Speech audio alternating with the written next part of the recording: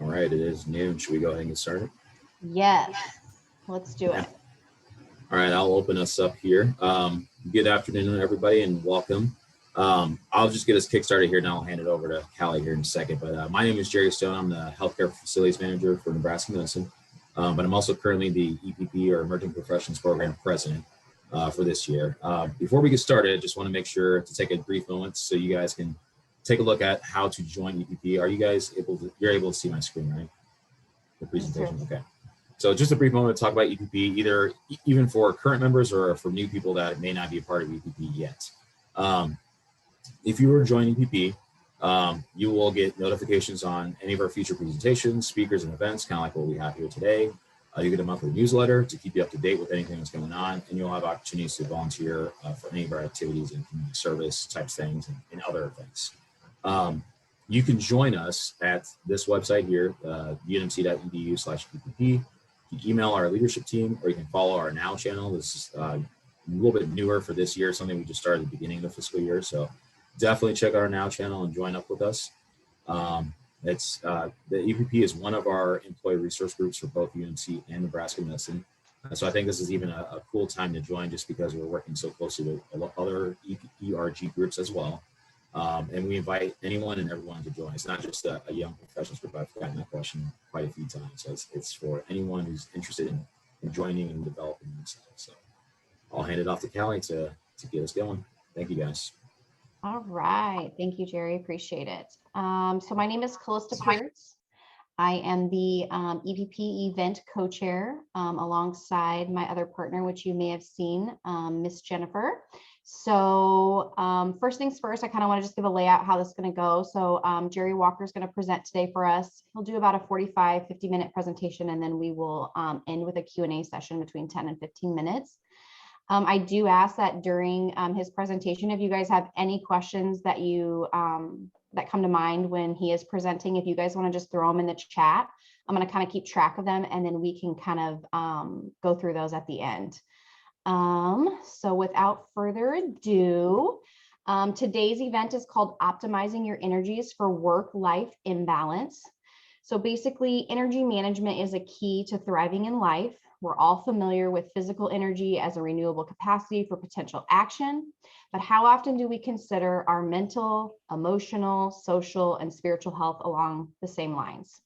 So Dr. Jerry Walker, he is here with us today. He's a board certified counseling psychologist and a manager here in psychology services at Nebraska Medicine. Today, he's going to help teach us about and have just a better understanding about what things can change, or what can charge or expand your batteries, more or less, in these life domains, and how we can optimize our lifestyles to facilitate the resilience. So without further ado, I'm going to go ahead and mute myself and pass the mic to Mr. Dr. Jerry Walker. Thank you so much for being here with us. Thanks so much, Callie. I am sharing my screen here. Can I get a head nod or thumbs up that you guys are able to see this? All right. Fantastic. So thank you for that introduction. Just to give you guys a heads up, I am a rapid speaker. I've got my presentation fuel right here. This is a little Monster Energy drink. So I'm probably going to be going pretty quickly through this. Apologies in advance. I will try to keep myself kind of level and slow and intelligible. But like Callie said, please feel free to put questions in the chat, and I'll make sure we have time at the end to talk about those. Before we get going, I'm not trying to sell you anything. I don't have a book out there, at least not yet. I'm trying to get market to you guys. These are my views, and while they're based on evidence-based research in the psychological and medical fields, I don't pretend to be an MD, at least not the kind of doctor my mom is proud of. So today we're going to be talking about a few different models of health, and I'm making it specific to energy, which is kind of a loose term, maybe in a different way than we might think about in a scientific sphere of learning. And the reason we do that, the reason why I want to do that, is because it gives us a different framework for how we think about our psychological health, our well-being, and really, most importantly, for this pandemic, our resilience.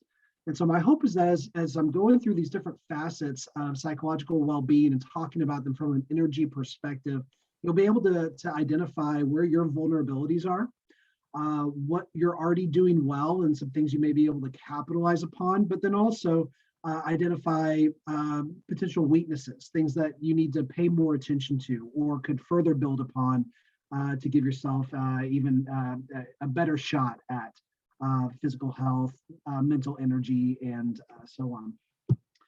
Now, before I give you guys kind of the framework for today's discussion, I do want to point out that there are tons and tons of models out there for psychological health and for resilience. You guys may have seen on the top left this wheel of life. So kind of setting our life into discrete, concrete categories pertain to our occupational functioning, our finances, our romantic life, so relationship with significant others, our relationships with family and friends, all this good stuff. If you've ever used one of these before, the typical way that you approach it is you rate how you're doing on a 0 to 10 scale and kind of connect the dots to see generally how you're doing. There's also in the field of psychology, positive psychology, the PERMA model. Psychologists are not very creative, unfortunately, when we come to naming things. So this is just an acronym for the 5 different areas. So positive emotions, engagement, relationships, meaning, and achievement. All important things, but maybe leave out a few aspects of psychological health and resilience. We've got all kinds of different models talking about the pillars of wellness, the dimensions of resilience. You guys have probably heard this refrain in some version at some point in time down the box on the bottom left. You've got these various aspects of your life, the 5 F's or the 4 F's or whatever, but you can only choose 3 to prioritize the A one time. And these can all be helpful, in certain different ways for how we conceptualize our overall health and well-being. But, the bigger they get, the harder they get to hold on to and really attend to on a day in, day out basis.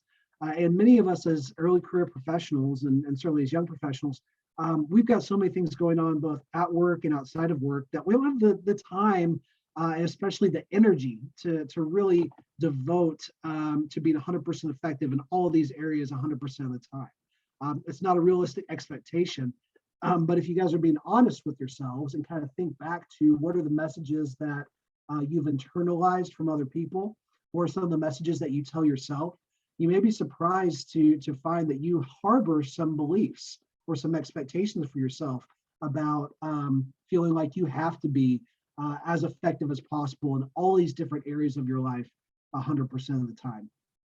And it's a lofty goal, but it should only be an aspirational goal, because inevitably we're all going to fall short of this, right? We can't be at peak performance in all areas of our lives all the time. It's not realistic.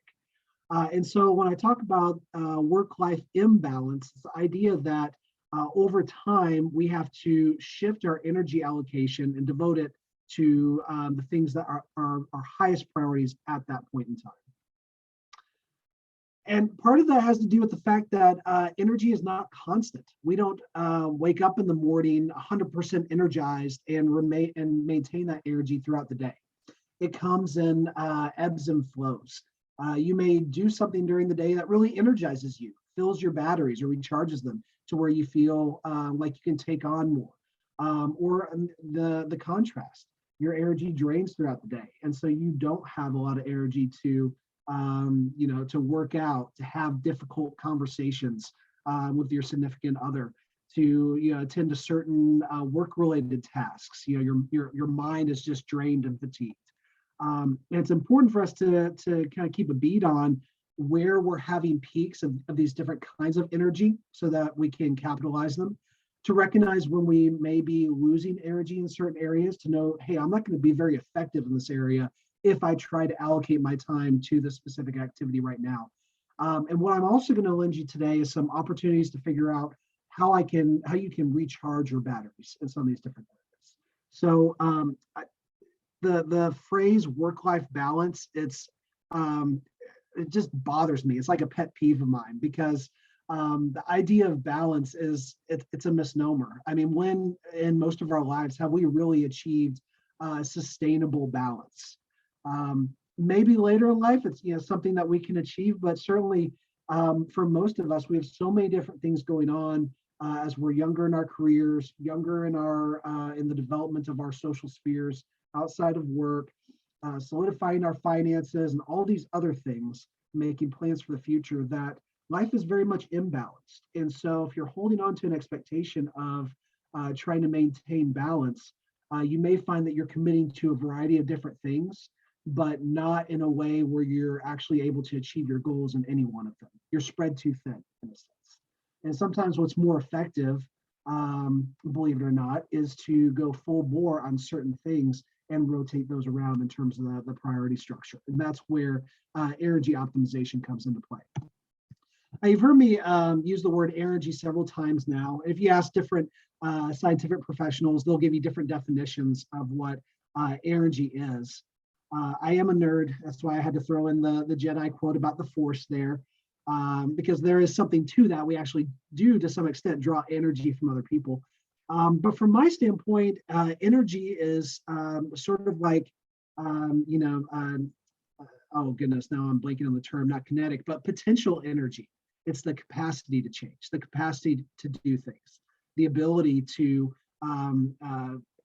make some kind of profound influence on others, or to change things within ourselves.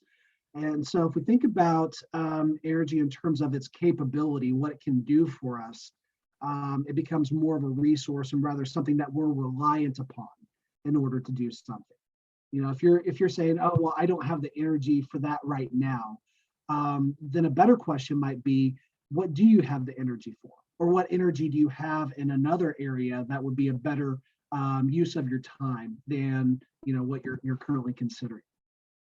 And that's kind of the good news with energy, is that it renews over time. There are things that we can do to actually recharge our batteries.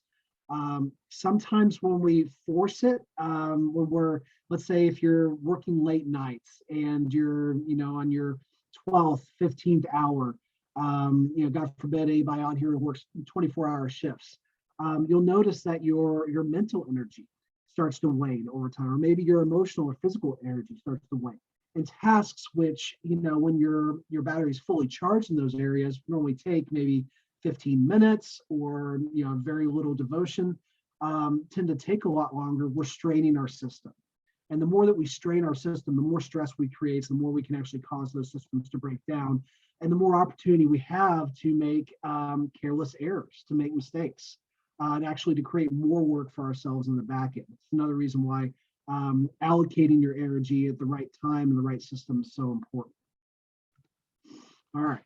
So when this works well, we translate that energy into action that is designed to meet certain needs. We all have these psychological needs in our background, things like the desire for affection, for feeling safe and secure. If you're familiar with Maslow's hierarchy, that can be a kind of a familiar typology to use. It's things that drive or motivate us towards doing most of the things that we do on a day in and day out basis. But if we're able to fulfill those needs, then this helps fill our buckets in most psychological well-being or resilience models. Problem is, when we don't have enough energy, either that can create action or unhelpful action. We devote that energy in a way that's actually more harmful. So we either don't meet our needs, or we subvert those needs, creating more negative outcomes. Think the Hulk when he gets into a huge anger fit, right? Redirection of energy in an unhelpful manner. So now that I've kind of hopefully given you guys some insight into the framework and really why it's important that we talk about energy, I'm going to talk about each of these different categories where we may find ourselves having high, medium, or low energy. Starting with probably the most familiar of those to us, which is physical. Now, this is the easiest for us to grasp because if you've taken any biological sciences, chemistry, physics, this conforms best to our understanding of the natural world. It's a renewable resource. It's something that has potential, but also kinesis. And for our purposes, it's something that tends to dwindle as we exert physical energy. We restore it with food and certainly with sleep. And it follows a pattern typically associated with our biorhythms. Now, if you're not familiar with biorhythms, and hopefully most of you are, it's the idea that our body has an internal clock. It's actually guided in large part by our circadian rhythm and our reticular activating system in our brainstem. And this is our brain's way of trying to predict what we're going to do on a day in and day out basis. So it tries to figure out when you're going to eat, when you're going to need a huge burst of physical energy, if you're going to do any kind of physical exertion like exercise, when you're going to rest, so when is a good time for it to wind down and recover, all these different things, which by the way happen to be hormonally driven. Most of our body's primary functions are driven by hormones, and so unfortunately, because they all affect each other, when one or more get out of whack, the whole system can be upset. Some of the things that we can do, though, to stabilize our biorhythms, it's very simple, to be consistent in our bedtimes and wake times, when we eat during the day, and believe it or not, when we exercise. If you enjoy exercise, we have difficulty kind of being consistent with it.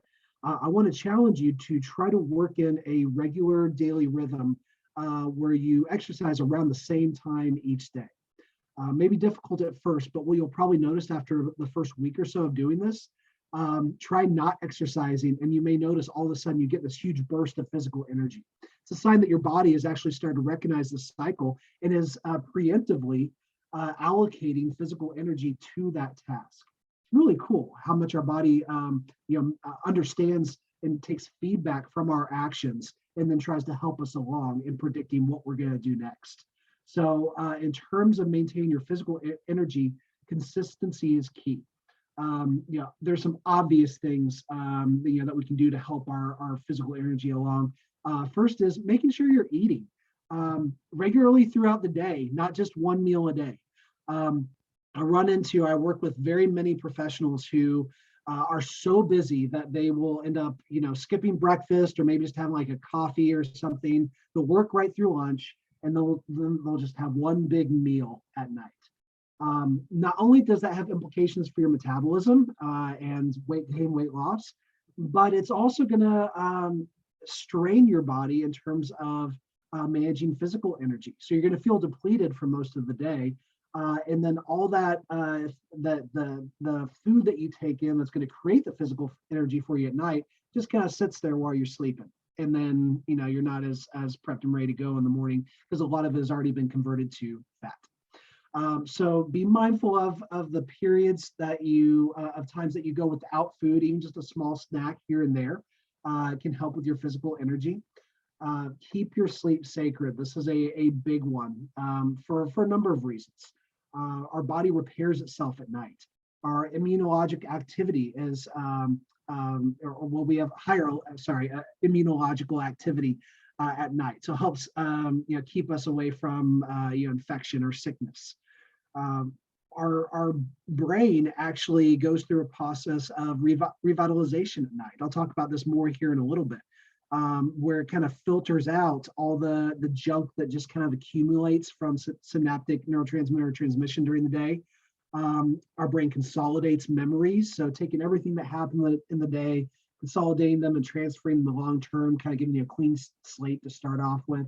And this nifty little chemical called BDNF, brain-derived neurotrophic factor, is most active at night. And this is a nifty little a molecule that actually repairs our brain, and to some extent we think is responsible for neurogenesis. So the growth of new brain cells or replacement of damaged brain cells. So if we don't get enough sleep, not only are we not going to have enough physical energy, we're really doing ourselves a huge mental energy disservice as well. So sleep is a big one. It really is, and I could go on and on about all the different things that we can do to improve our sleep behaviors, our sleep quality. But I'm going to focus just on the ones that I've bolded here. So I'll give you guys a chance to read through this. And I'm going to focus just on the ones that I've bolded. But these are all ways that we can kind of optimize and play to our body's internal rhythms and some of those biorhythms I was talking about to not only get to sleep more quickly, but have better quality, more restful sleep. So I already talked about the consistency in bedtime and wake time. People hate it when I recommend this because it also means waking up at the same time on the weekends or on your non-work days as you would for when you go to work. I know that's not a very palatable recommendation, but the more you do this, the more consistency you're going to establish and the better quality sleep you're going to ultimately get. And if you notice that you're starting to wake up just a few minutes before your alarm clock each day, it's a good sign that your body started to internalize that rhythm. Watch out for any kind of stimulants, certainly caffeine and tobacco, for example. Prior to going to bed, we want our physiological activity to go down. So anything that's going to arouse our physiological activity, certainly the several hours prior to bedtime, we want to avoid. That includes exercising too close to bedtime, raising your body temperature, as happens when you take a hot bath or shower and you're in it for too long, or if you drink alcohol. Interesting finding, even one glass of wine right before bed can significantly negatively impact your REM sleep. So it's okay to have alcohol at night. I think that's probably what most people do, drink alcohol rather than in the morning or during lunchtime. But I encourage you to moderate it, or just be mindful of the impact that is inevitably going to have on your sleep and thus your physical energy. And like I kind of indicated before with the biorhythm talk, our bodies and our brains are creatures of habit. They like consistency, they like routine, because it allows them to predict what's going to happen next. Our brain especially loves to predict the future. And so if you can create a pre-bedtime routine where you do the same things in the same order every single time before you go to bed, your brain starts to recognize the process and it becomes cues to start to wind down and to relax. I have my own routine I've developed. I'll set out clothes for the next day. I'll do a little bit of reading, personal hygiene. For whatever reason, I don't know why this is, but the last thing I do before I go to bed at night is brush my teeth. And now it gets to the point where just the smell of the toothpaste, just getting prepared to do that, I am absolutely exhausted, like ready to go to bed, to where I don't even want to brush my teeth. I just want to, skip it and get in bed because my body's recognized that as the final cue before bedtime. If you notice that you're having difficulty with this, I definitely encourage you to check out this free smartphone app. It's the Cognitive Behavioral Therapy for Insomnia Coach. It's completely free, has a lot of great modules on there, not just specific to sleep, although most of it is, some mindfulness, meditation, other relaxation exercises you can use to manage your body's physical energy and particularly restoration. Again, that's why we're talking about sleep as a major way to recharge your physical energy. So kind of transitioning to mental energy, this is our capacity to focus, to be at peak performance from a cognitive standpoint. So really using all aspects of our prefrontal cortex and being fully invested in the complex, rapid decision-making of our jobs. This actually is one of the things that, very much like our physical stamina, we can condition. So the more that we practice this and utilize this, the better that we get at it. Our brain becomes more efficient in forging connections and familiarizing itself with complex decision-making protocols. And so it's something to some extent we can train and over time develop something called automaticity, to where our brain just kind of automatically goes through the motions. Professional athletes have this. This is why they'll practice the same drill over and over and over again, because their brain and their body start to recognize all the subtle details associated with it. And then when it comes, time to do this in a practice or a game, they don't even have to think about it. They've developed automaticity where they can do it without thinking. And so it may be helpful for you to think about, what are those tasks that I do all the time over and over again that I would like to develop some sense of automaticity. That way you can perform those tasks without having to expend the mental energy that would normally be associated with them. It can be almost automatic. This is better for simpler tasks, low-key tasks that don't require as much strain in your decision making. But over time, usually in terms of one day at a time, our ability to maintain our focus and to use these higher levels of organization and executive function degrade. And a big part of that has to do with something y'all may have heard before in popular psychology, the idea of decision fatigue.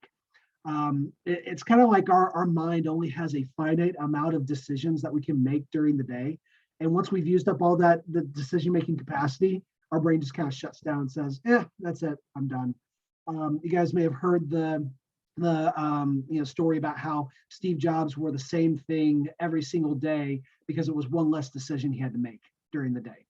I'm not necessarily advocating that, although I will say during my time in the military, it was very nice because I never had to worry about what I was wearing to work the next day. It was one decision taken out of my hands, which I realize, now I didn't really appreciate that for what it did for me. So look out for those opportunities where you can simplify certain facets of your life and minimize the decisions you're making. Or if you're in a very decision heavy type of lifestyle or work capacity, maybe you can front load those decisions in your day.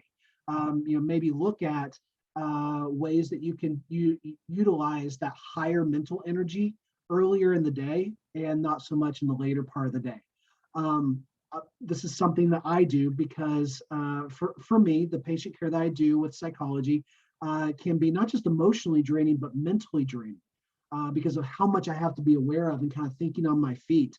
And so I personally prefer to do most of my patient care in the morning and then do other administrative tasks and meetings in the afternoon.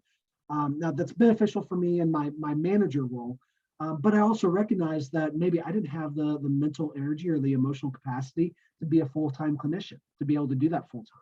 And that was an honest conversation I had to have with myself about my own energy capacity and kind of my own needs in that regard. So to the extent that you can, kind of monitor this for yourself, you may find it helps in terms of making longer-term decisions about what aligns best with your own mental energy capacity.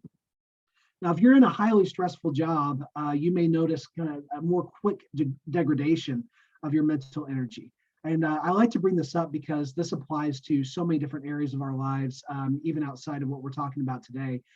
This is our physiological stress response from the far left, where nothing's going on, we're completely bored, everything's copacetic, all the way to fight, flight, or freeze.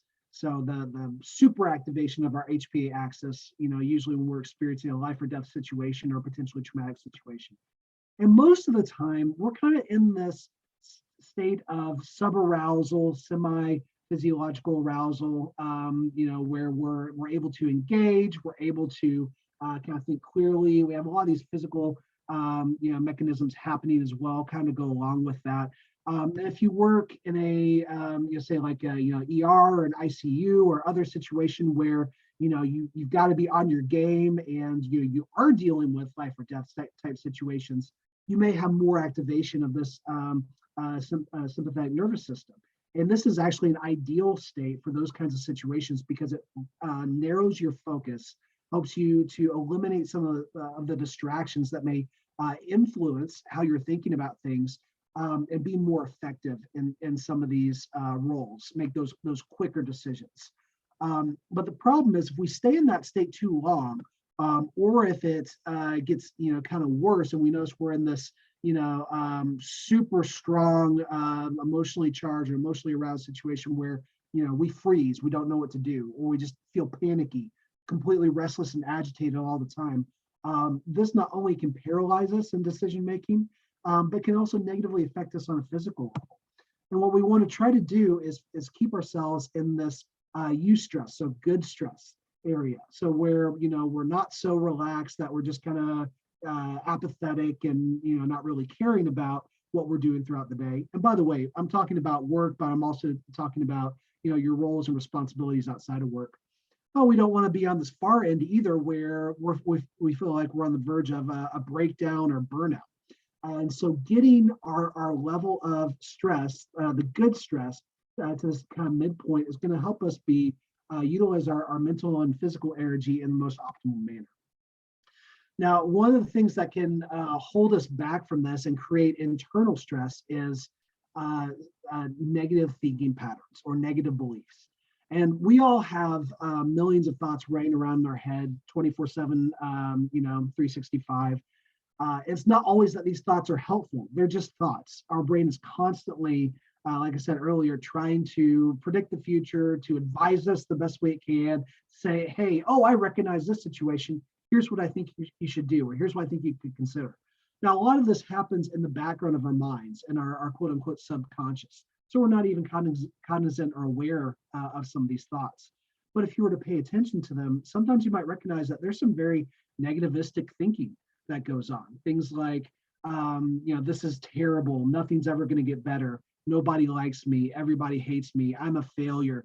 It's really like, down and out, pessimistic, negative thoughts. A lot of times those are automatic. If you do notice that you have those, don't worry, you're normal. We all have those. It's something that our brain does because it's trying to process so much information. And sometimes it makes leaps and bounds that aren't necessarily helpful. Unfortunately, though, whether we're aware of these thoughts or not, they can create, harmful emotional and thus behavioral responses and really drain our mental and emotional energy. So if you find that if you recognize that you're having, a plethora of these negative automatic thoughts, one of the things you can do is challenge them. Ask questions like, how do I know for certain that, this is going to be a terrible situation, that I'm going to have a bad time today? What evidence do I have that, nobody likes me, that everybody hates me?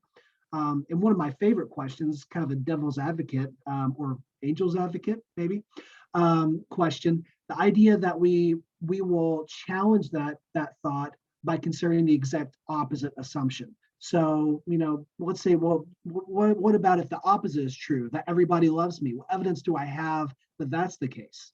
And sometimes just being able to find that evidence that supports an alternative thought can be even more helpful. To this end, this is something kind of new that I'm starting to build out and develop in my work with patients. So I apologize if it's not very well fleshed out. But this is the idea that we can BS ourselves into thinking in a more positive way. And by BS ourselves, I mean use the conjunctions but and so. So when we're talking to ourselves, sometimes we can, we'll say, man, I really don't feel like doing this. I'm really having a bad day, things like that. And sometimes that's where the conversation ends. And we just kind of leave it at that. We accept that. But what can be more helpful in these situations is to say, and what? What am I going to do now because of that? But I'm going to, be mindful of my emotions. I'm going to do specific things as a result of how I'm feeling to help mitigate this. So using those conjunctions, the but and so, can help us not only feel more realistically optimistic, but can give us have some guidelines as to what we can do about these things. So rather than just sitting and accepting the negativity of those thoughts, we can say, yes, but I can do something about it. Or yes, and so I'm going to take these kinds of actions. All right. You guys are probably familiar with a lot of these before, just very general recommendations about, the way that we talk to ourselves or moderate the thoughts in our own head. If you're familiar with the Serenity Prayer, I find that helpful from time to time. So, accepting the things that I can't change and having the wisdom to know the difference. Trying to inject a little bit of appropriate humor. I'd like to put throw a few memes and stuff like this in my presentations because that's just the kind of person I am. And that can help me at least take away from some of the gravity of some of these discussions. And even, dark humor to some extent can be a healthy mechanism. I worked with a number of folks in the military who saw some really egregious, potentially traumatic stuff. And they would joke about it in a way that, other people might find tasteless or even offensive. But it was a healthy coping mechanism within that community. So, keep that in mind that, sometimes that can be appropriate. Just, watch who you do it around. And then, keeping an eye towards adaptation. If we get so set in our ways that we find ourselves using the word should or have to, that means we're really fixated on not changing anything. And as we've learned over the course of the past 2 years, life is all about change, and we can't control the things that are going to happen to us. And so the more that we can address or adapt an attitude of ready adaptation, really the happier we're going to be. So at the end of the day, these are just kind of the basic recommendations I give you for, as far as making use of and restoring your mental energy. Take frequent breaks. This is absolutely huge. So, I know most of our meetings and appointments these days tend to be about on the hour or maybe in 30-minute increments. Try to carve out, a little comfort break in between these. Even if you have to, leave a meeting a little early or get to the meeting a little bit late, obviously, please be judicious about this. But do something mindless. Maybe just walk around, play a short game on your phone, text a friend, have a quick phone call. Do something that doesn't require a lot of mental energy. Maybe some diaphragmatic breathing, some visual imagery, anything to help your mind just take a break, get a little mental vacation. I know there's a lot of different fad diets out there, a lot of them having to do with cutting out carbs. High protein diets are great, do not get me wrong, but our body needs carbs, especially our brain. Most of our brain's energy, physical energy, comes from carbohydrates. And certainly, if you guys are familiar with catecholamines, so nifty neurotransmitters like serotonin, dopamine, these are created from carbohydrates. So if you're not fueling your body with complex carbs, you're not even giving your brain a chance to create some of those feel-good, contentedness neurotransmitters, which also means that any antidepressants or anxiolytic medication that you're taking are not going to be as effective as well. So something to keep in mind, and something I educate my patients on. I've already talked about some of the mechanisms that our brain does during sleep. Just I want to underscore that. We want to keep our sleep sacred, and I already mentioned prioritizing based on your mental capacity when you're going to have those higher cognitive load activities. Now, there's a lot of interaction between mental energy and emotional energy.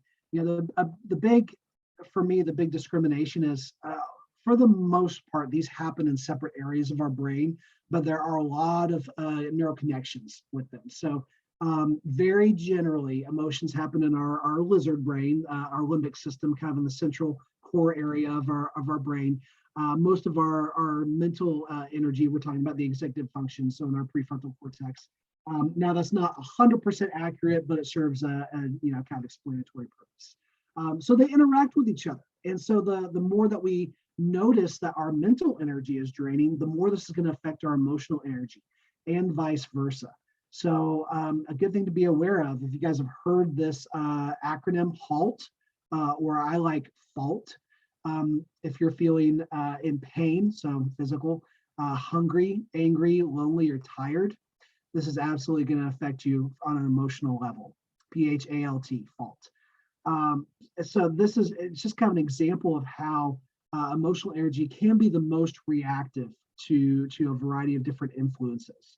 But for the most part, it's going to come from where we see ourselves kind of fitting in, and where we feel like we're competent in influencing other things happening in our lives, and our ability to get our needs met. Things that create a sense of vulnerability or shame are going to rob us of emotional energy. The way that we restore that, if you guys are familiar with Brene Brown and Power of Vulnerability, actually vulnerability is both the depletion mechanism and the key. And that's strange. It's kind of like Homer Simpson, here's the beer, the cause and solution of all of life's problems. So the way that we facilitate a vulnerability, or the way we can facilitate social connection, is through vulnerability and forging emotional intimacy with other people, whether that be family members, with our coworkers, with friends or new acquaintances that we want to turn into friendships, and certainly with our significant others. That sense of connection and mutual emotional intimacy is one of the biggest things that can restore our emotional energy. And this is important. because we're constantly feeling emotions. If you guys have seen this emotion wheel before, it's kind of overwhelming. But this is just a snapshot of all the different emotions we can feel. And oh, by the way, we can feel a lot of these, multiple emotions at the same time. Can be extremely confusing. We can feel anxious at the same time we're feeling lonely, at the same time we're feeling powerful or optimistic. We can feel humiliated at the same time that we're feeling confused, at the same time that we're feeling vulnerable, like all these different things. And so our emotional experiences don't always make sense to us. And the more convoluted they are, and the more confusing they are, the more they can actually sap our emotional energy. We also tend to have extremes with emotions. So not in addition to having a variety of different ways we can experience emotions, they also have relative strengths.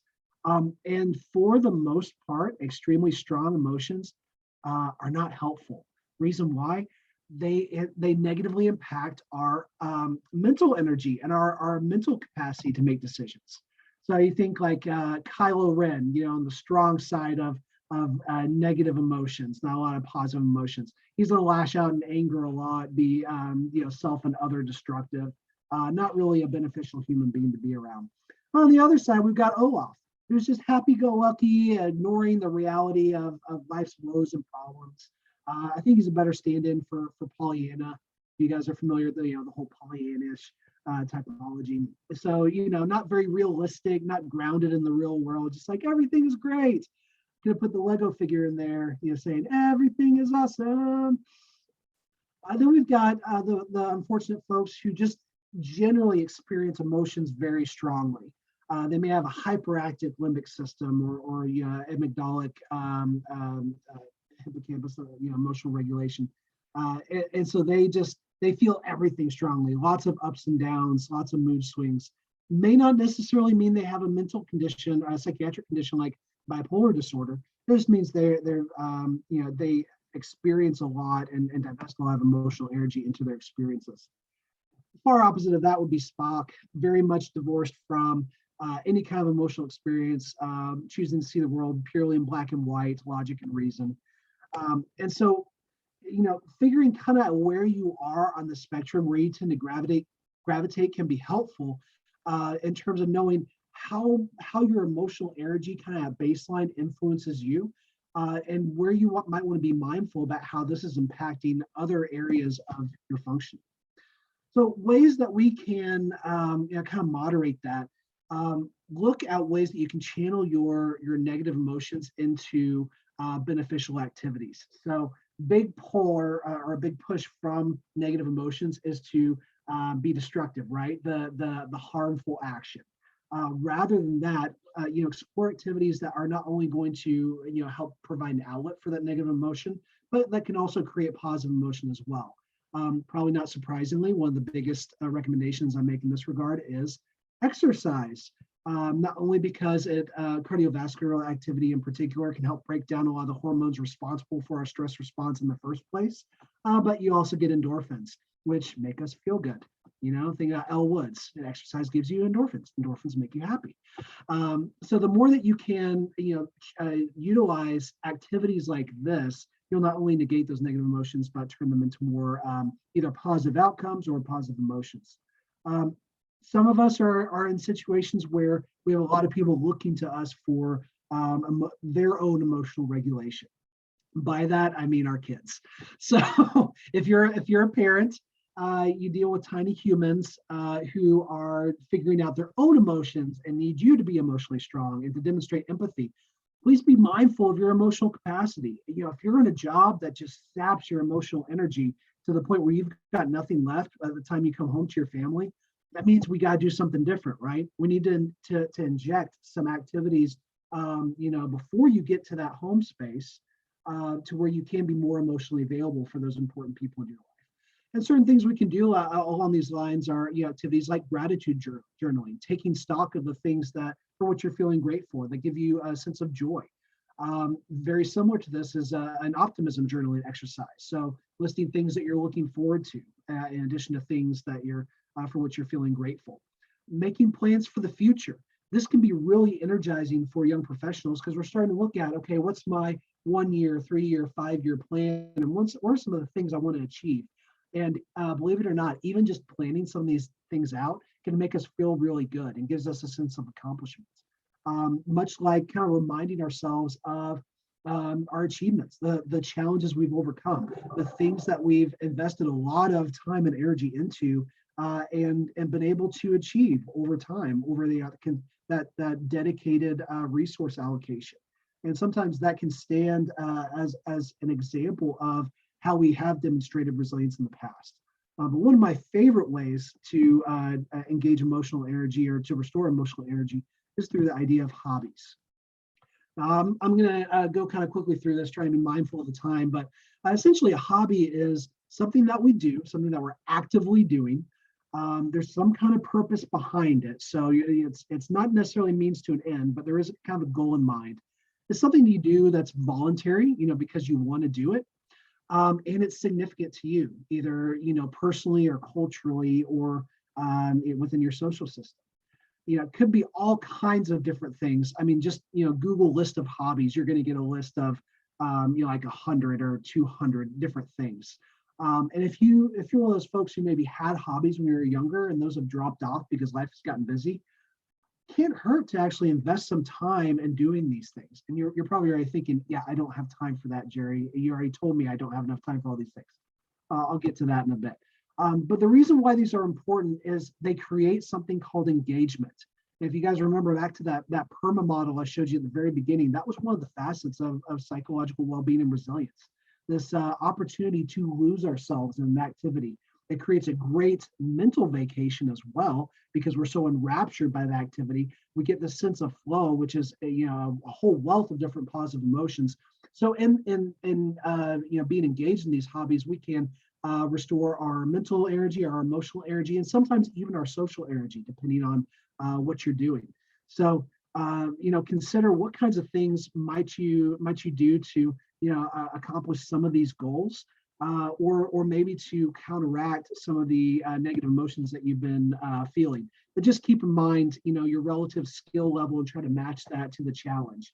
Certainly if you're just learning how to play the guitar, for example, it may not be the right time to join a band.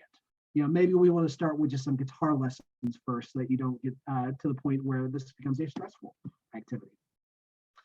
But moving on to social energy, this has to do with our sense of connection with other people. Not as much about the quantity of friends or acquaintances that we have, but how well connected we feel to the important people in our lives. This is influenced by, but not necessarily contingent on, our sense of introversion or extroversion. I'll talk about that in a bit. But this is one of the things that can absolutely affect how we're feeling emotionally, going back to the idea of Maslow's hierarchy. So one of the main ways that we can engage this, not surprisingly, is by being intentional about fostering social connection. And by the way, there's a number of studies out there that show this is the number one predictive factor, even above and beyond medical conditions, to predicting not just quality of life, but also how long you live. There's all kinds of fascinating studies out there, from twin studies to studies of cancer patients, to looking at smokers, non-smokers. It's even more powerful than some of those negative health behaviors like obesity and tobacco use. And so the more that we can invest in some of these long-term relationships, maybe meet people through shared activities like hobbies, the more we can feel connected and feel that sense of social support. A big part of the reason why we have our peer support program, the PINS program, here at Nebraska Medicine, because that can be such a crucial component of our overall health and well-being. So we get some of this usually from work, but it's different. It's not always the type of flavor that we need. Although for some people, this actually meets our needs. So what I would say is kind of figure out what your social needs are and try to match your activities to adapt to what you may be getting or not getting. Our introverts don't necessarily dislike social engagement. It's just they get their social energy from being alone. They've got to have their alone time. So if you're not getting that alone time, or if you're in a series of roles at work or at home where you're constantly around people, you're probably feeling pretty socially and by extension emotionally drained all the time. So look out for opportunities where you can get that alone time. Extroverts, really strong extroverts, probably they loathe their alone time. They want to be with people 24/7. So looking out for opportunities to do that. This can be hard as young adults because of how busy we are, and because how challenging it can be at this phase in life to meet new people. So sometimes it's easiest to start with your acquaintances. So people who maybe you work with, people in your neighborhood or in your apartment complex, people who you just kind of know casually, and can strike up a conversation and see if you have anything in common, and then go from there. But aside from that, I generally encourage folks to try to find 3 different kinds of people, with whom they can have regular interaction. And this is especially helpful for stress management. So you need a cheerleader, somebody who's always in your corner, who's going to support you no matter what, give you validation and affirmation. Maybe confronts you when you're in the wrong, but somebody who's kind of your main support. Oh, excuse me. Let me go back.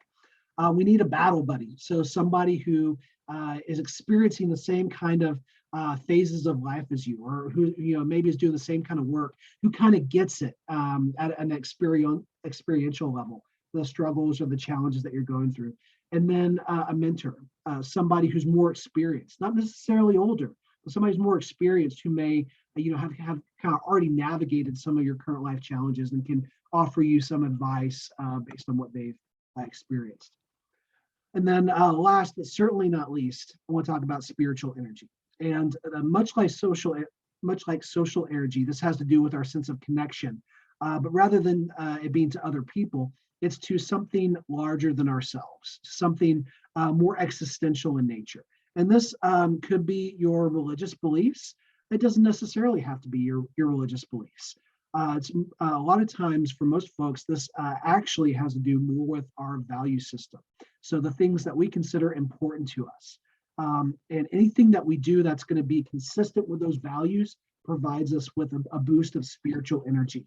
Anything that we do that is dissonant with that value system saps our energy and can create a whole wealth of negative emotions like guilt and regret. So one of the ways you can go about determining your values, ask yourself some of these questions. What's most important to you in life? When you think about values, what are some that immediately pop to mind? What are some things that you've accomplished or that you find you're most proud of in your life? What's a situation where you were the absolute happiest, and why was that? And these can be good clues to what kinds of things are a major component of your value system. Now, most values are framed in a positive manner, meaning they're all kind of good things. So ostensibly we could create a list of like 30 different values. That's not going to be helpful. I'd encourage you to think about what are your top 3 values, or maybe if we have to extend it, top 4 values that are most important to you. Things like adventure, leadership, security, provision. For me, that has become one of my values. It certainly wasn't before, I got married and started having a family. But as my roles in life have changed, as I find myself in a different situation, this has become one of my values. So these can change over time. So even if maybe when I was in grad school, learning was one of my big values. It's still important to me, but it's not one of my primary values. And so this is important for us to kind of regularly check in with us to make sure that we are actually acting in accordance with our values. If you are curious about this, there's a kind of a very similar type of exercise looking at something called character strengths. This is a free survey that you can take that also align with the field of positive psychology. They'll give you a kind of printout of your top 5 character strengths.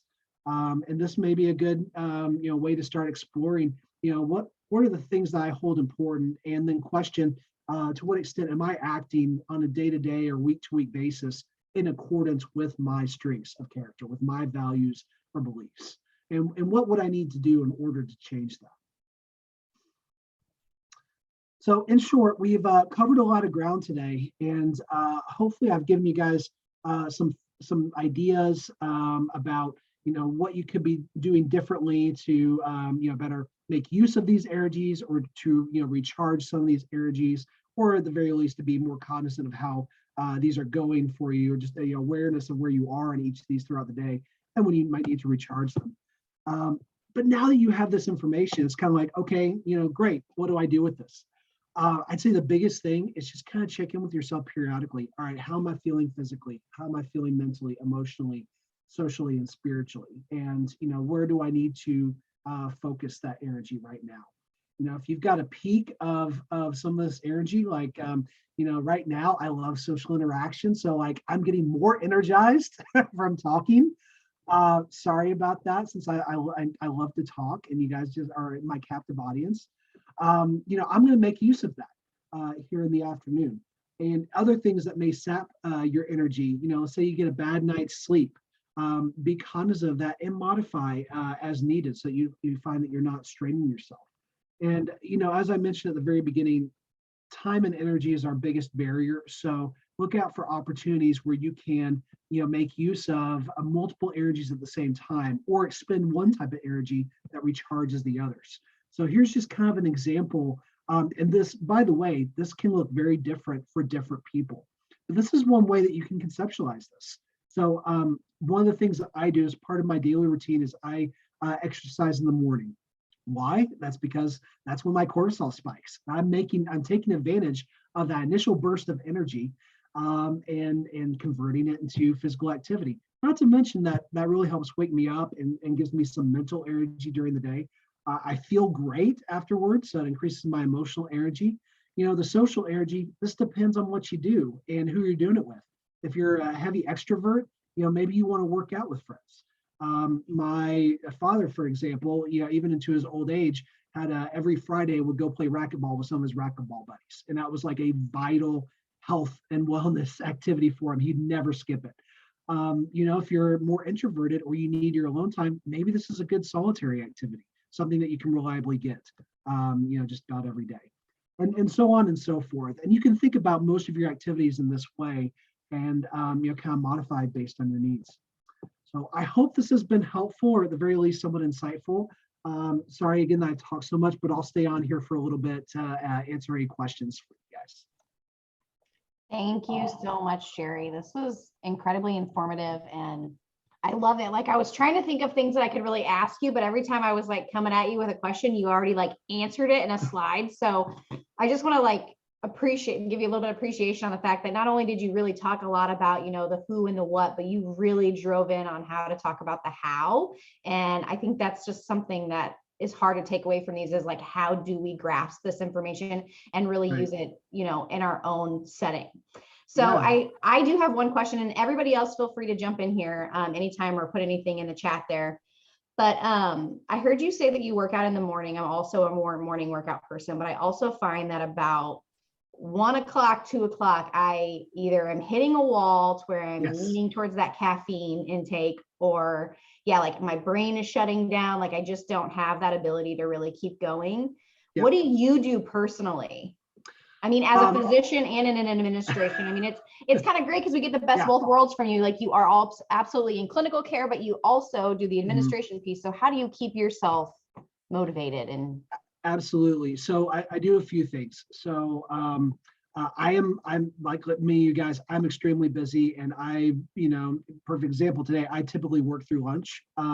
So I have protein powder in my office, and I'll usually have a protein shake, so I can at least have some modicum of energy, induction for the afternoon. But I keep it light, and that's a common mistake that people make, is a lot of times they're really hungry by the time they get to lunch. They don't pay attention to their body signals. They're trying to eat very quickly to get back to work. They end up eating too much, and now their body has to redirect a lot of physical energy to digesting that food, and now all of a sudden they're really tired.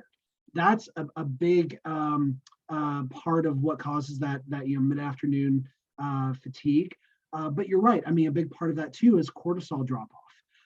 in the fact that, we work in a hospital environment, kind of sheltered away oftentimes from the sun and some of that cues that it's still light outside. So a few other things that you can do.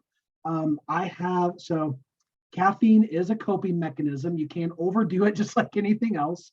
I have a little bit of morning coffee, but I don't actually start to drink caffeine until late morning, kind of early afternoon, in anticipation of this.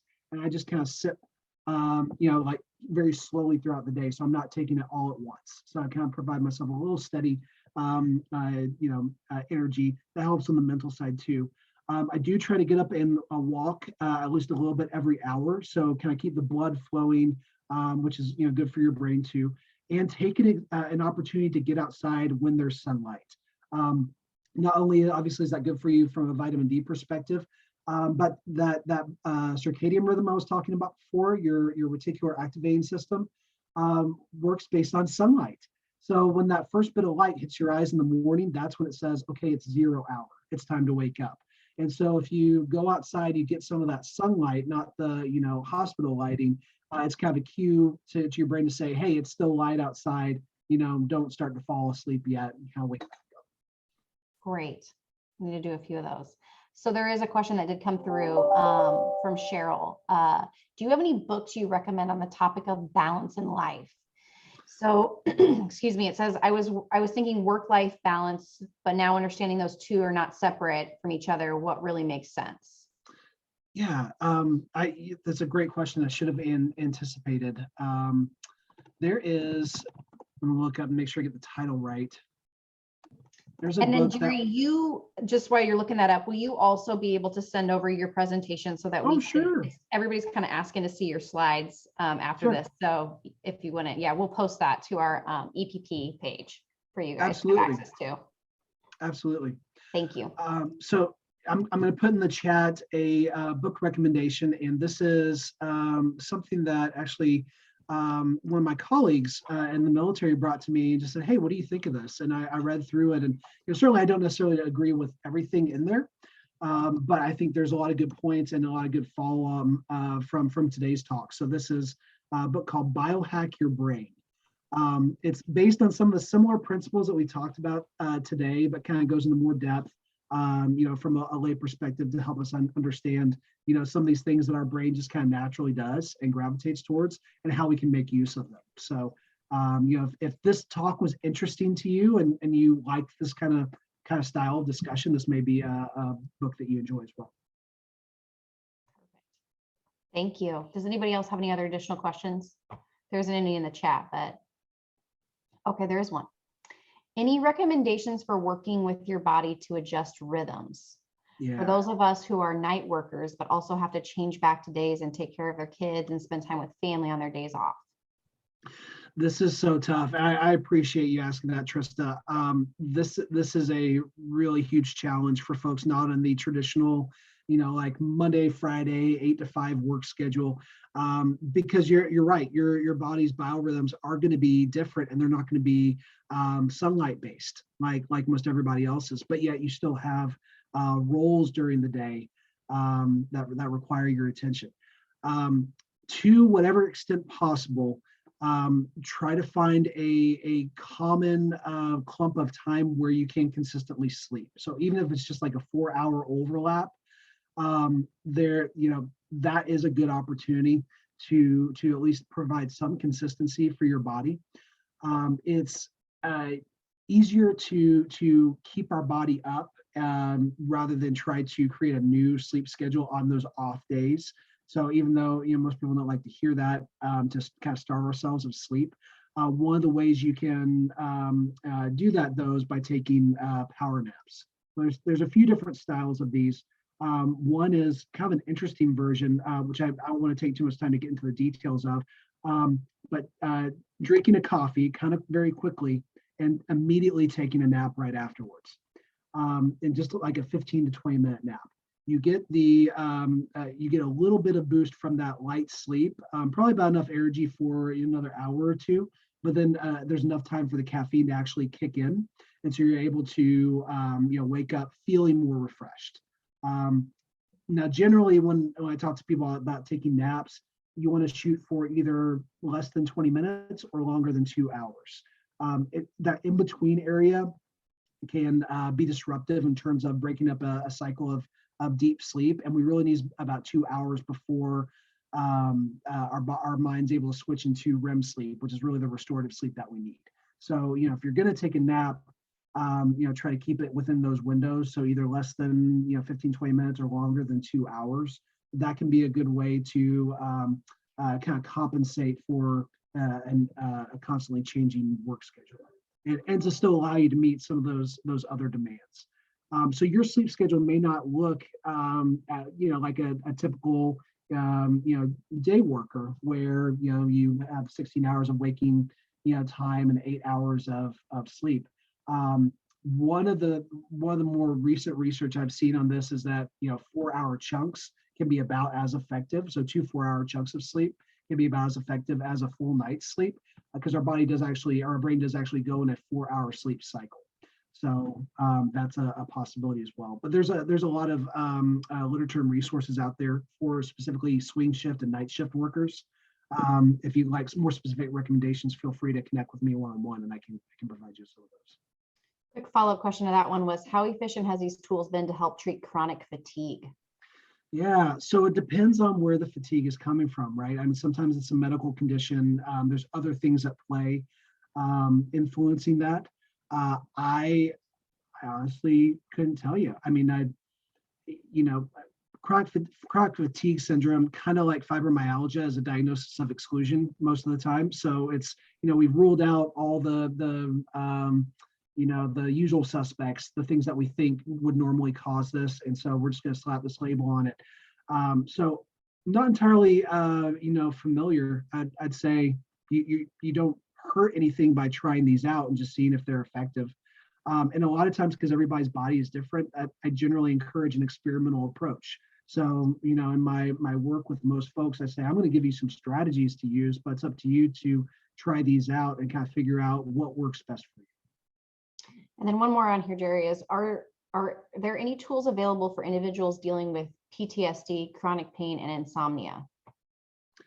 Yes. So for insomnia, in the psychology department, we actually have a CBTI group. So I mentioned CBTI earlier. There's the CBTI Coach, which is a free smartphone app you can download to help with insomnia. If you're interested in some more education on this, actually learning more about the ins and outs of insomnia and what you can do about it, you can call up our psychology department and just self-refer. I'm putting the phone number in here for the CBTI group. Let's see, what were the other ones? Chronic pain. We have a chronic pain management program that actually offers both outpatient and intensive outpatient treatment from both a physical therapy and psychological perspective for chronic pain. And actually, a lot of the recommendations that we do in chronic pain treatment are overlap very much with what I showed today on managing your physiological arousal. So relaxation exercises, stress management, a lot of those same tools and techniques are very applicable for chronic pain management as well, maybe just used in a bit different structure than the way I described them today. And then for PTSD, that's actually one of my areas of expertise. Probably about 50% of my caseload with whom I worked during my time in the military were folks who experienced trauma or did have PTSD. I'd be more than happy to provide some additional resources on that. That's kind of a bit more of a complex question. I don't want to take up too much time answering here. I know people need to go soon. Yeah. I thank you again, Jerry, so much. I feel like we could just do a Q&A session next time, because I mean, there's just so much you can learn and ask you, obviously, with all this information. Yeah, so do like ask me anything, ask the psychologist. Right. Thanks everybody for joining us today and hanging in there. Appreciate everybody's time. And like I said, we will go ahead and post this recording as well as Jerry's slides from the presentation today for it to be relooked at. So thank you, everybody. Have an awesome afternoon.